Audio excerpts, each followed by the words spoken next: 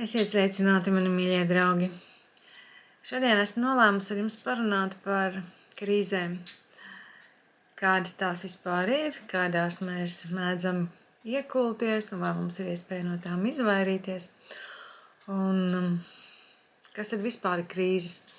Krīzes sākas vai notiek tad vai rodas, tad, kad sabrūk tas mūsu ierastais līdzsvars, ko mēs esam visiem spēkiem izveidojuši.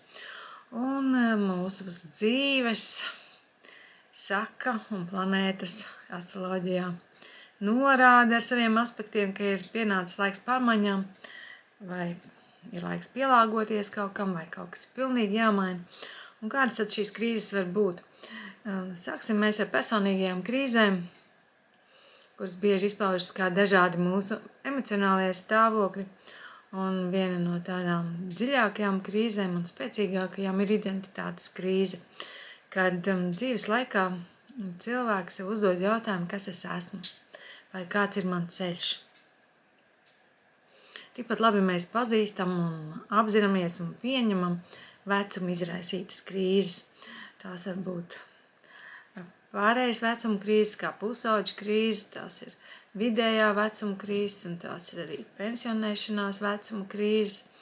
Un tātad šīs te dzīves jēgas meklējuma un eksistenciālās krīzes kopā ar šīm vecuma krīzēm rada mūsu dzīvē tādus pārējais posmus, kad mums tiešām ir vajadzīgas papildus zināšanas, lai mēs vieglāk varētu iziet tām cauri. Tieši tāpat šī zināšanas vai atbalsts mums ir nepieciešams tad, kad mums ir emocionāls krīzes. Tas ir pēc dažādiem zaudējumiem, ko mums nes dažādas vilšanās sajūtas vai arī smagi stresa stāvokļi. Un bieži šādi stāvokļi saistīti ar attiecību krīzēm. Un tās mēs varam iedalīt attiecību krīzēs, kas saistīti ar mūsu laulībām vai ar pāru attiecībām. Un dalot sīkāk, mēs šeit varam piemeklēt un arī piedzīvot un sajust un atcerēties, ka pastāv arī ģimenes konflikti, paudžu nesaprašanās, kas rodas vecākiem ar bērniem. Un arī tas rada mūsu dzīvēs dažādas būtiskas pārmaiņas. Kāds var aiziet no mājām, var nesarunāties gadiem, kas, protams, atstāja emocionālu iespaidu. Un ir tikai emocionāli iespēja uz mūsu dzīvēm. Tieši tāpat dažādas nodevības var ietekmēt mūsu dzīvi arī draudzībās. Draudzību pārtraukšanu arī daudz cilvēku var uztvert kā krīzi, kādam varbūt, ja tās jūtas nav bijušas tik spēcīgas, šīs draudzības jūtas, tad tas nav tik skarba krīze, bet kādreiz tā patiešām ir dziļa krīze, kas atstāja tātad savas pēdas mūsu dzīvē. Un kā jau teicu, praktiski jebkurš, ja vēl no tādām draudzības pārtraukšanām vai nodevībām kādam var izdoties, izvairīties un piedzīvot tādu laimīgu draudzību vai mīlestību, tad dzīves posmu krīzes ļoti bieži praktiski katrs cilvēks tā tad iziet. Jo tās ir saistīts ar mūsu pašu kaut kādiem dzīves meklējumiem, ar mūsu pašu tātad raksturu veidošanos, ar mūsu dzīves veidošanos. Ir pusauģu krīzes, kad mēs meklējam paši sevi, ir pieaugušo tāds pieaugšanas krīzes, tās ir jaunības, atbildības uzņemšanās un, protams, šī novecošanās, ko arī daudz cilvēku uztver kā krīzi.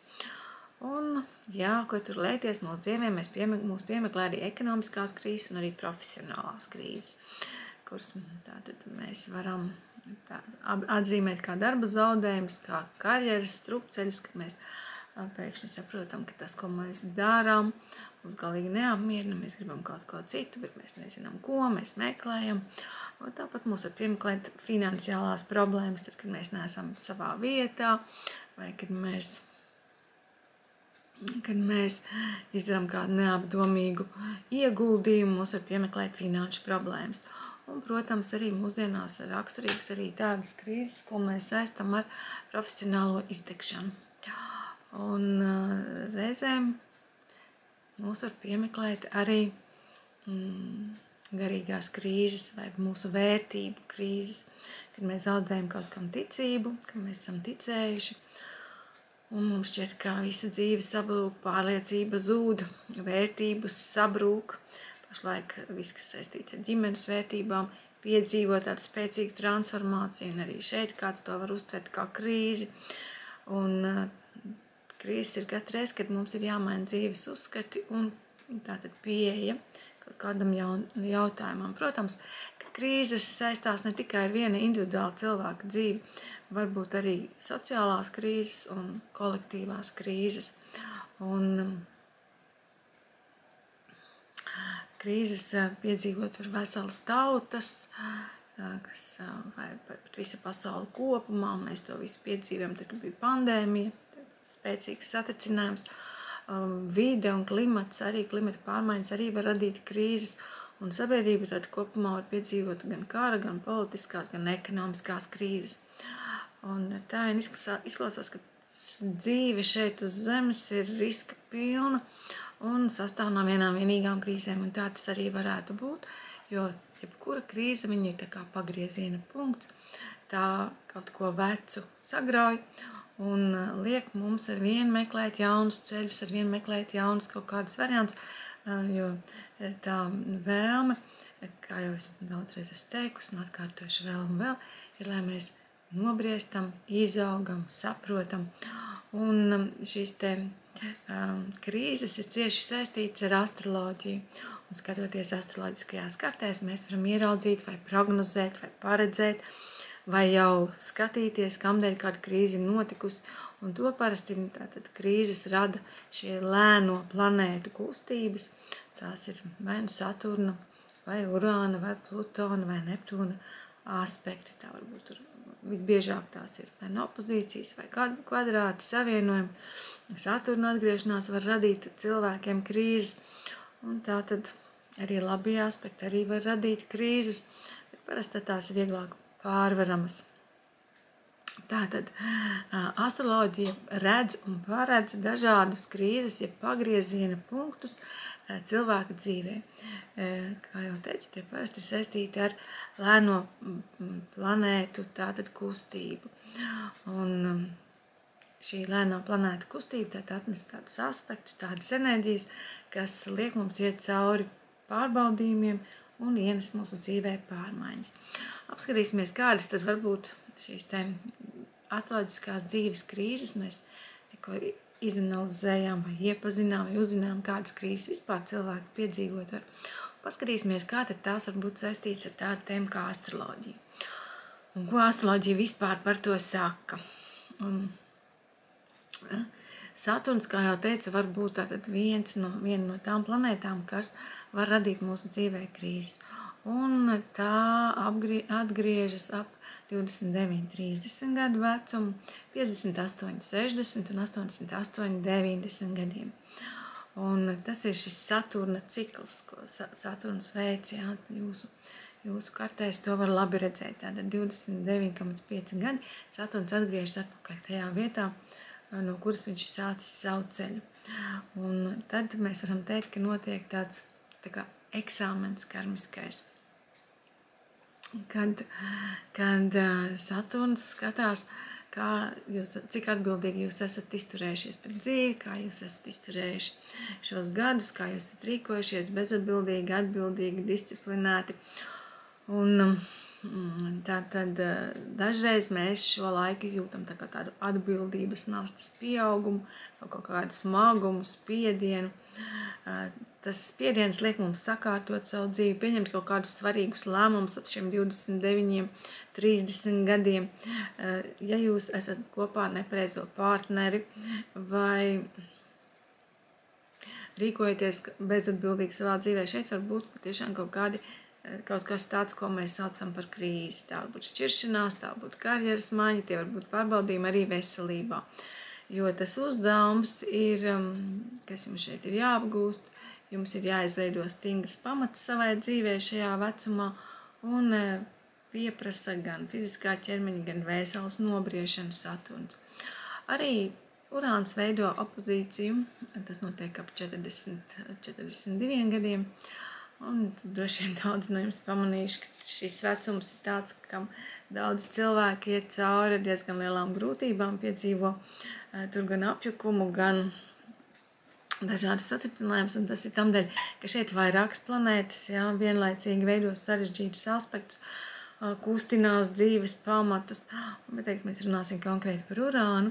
Tātad Urāns nonāk pretējā punktā nekā viņš dzimšanas kartē pats sev, viņš veido opozīciju pats ar sevi.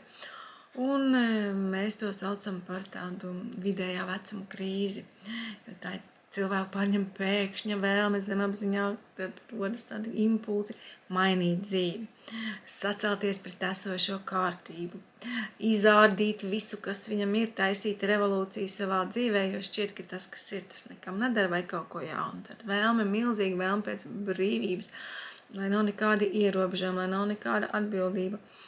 Bet pēc būtības šeit notiek tāda personīgā es pamošanās, individualitāte sāk izlausties.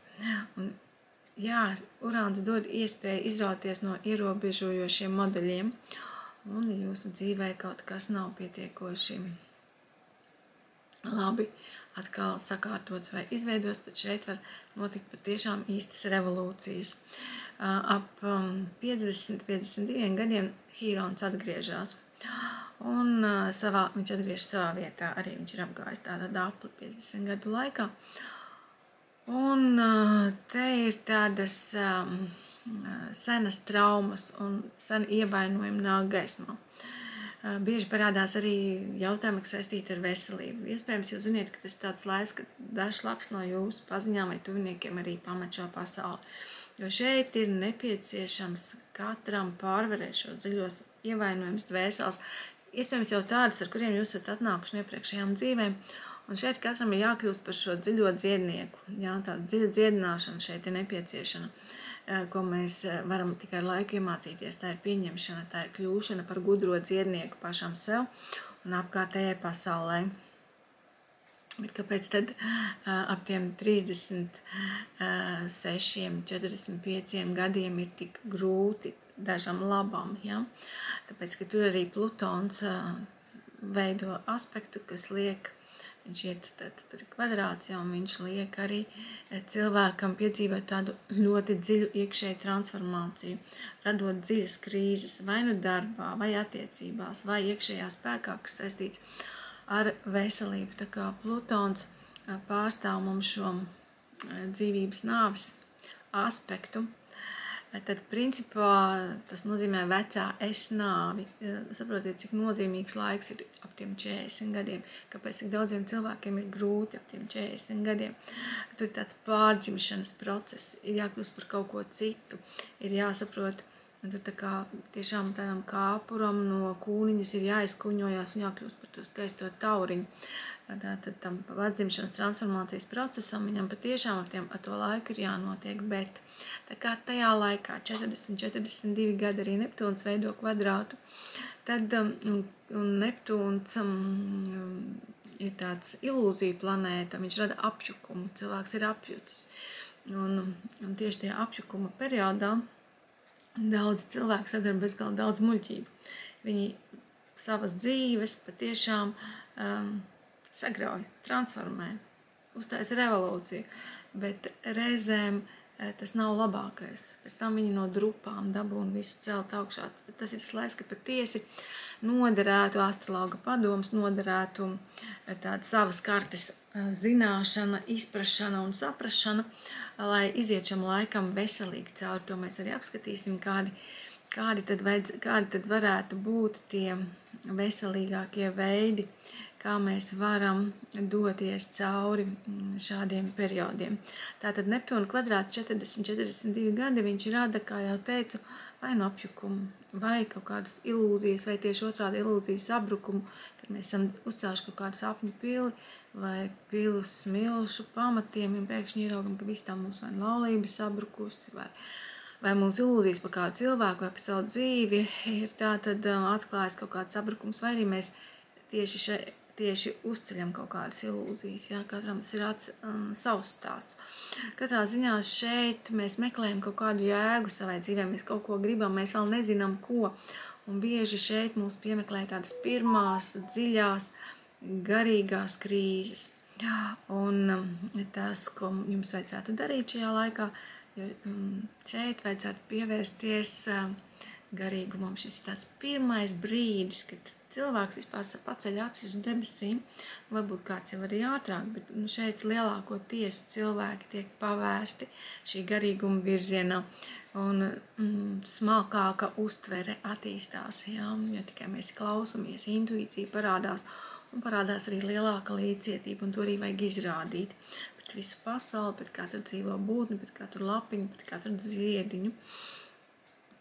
Protams, mēs apskatām arī šajā krīžu aspektā progresīvā mēnesi ciklus, un tos mēs skatām ik pēc tādiem īsākā posmā. Mēs varam skatīties ik pēc kaut kādiem 7 gadiem, un šie posmi bieži nes emocionālas krīzes, vai arī tur jāizdara kaut kādas izvēles. Un, piemēram, 21 gads, tā ir pārēja pieaugušā cilvēka dzīvē, 28 gadi, tad vēl pastiprina mēnesi to Saturna atgriešanos, un tāpēc jau no 28 gadiem cilvēki var sākt meklēt tātad savu, piemēram, dzīves vietu, nostabilizēties, pirkt zemi, sākt celt māju, veidot ģimeni, tad tur tas stabilitāti vēl mēnesi pastiprina, tādu vēlmi pēc kaut kādas tādas ģimenes nostiprināšanas, vai bērnus tur sāk dzemdēt sievietes tajā laikā. 35 gadi, tas ir tāds pārdomu par dzīves ceļu laiks, kad viens no tādiem brīžiem, ko mēnesis mums piedāvā, ja mums nav ļoti sakārtota mūsu karjera, tad lūk, šeit arī var parādīties tāda iespēja, kaut ko mainīt, labvēlīgi pārveidot.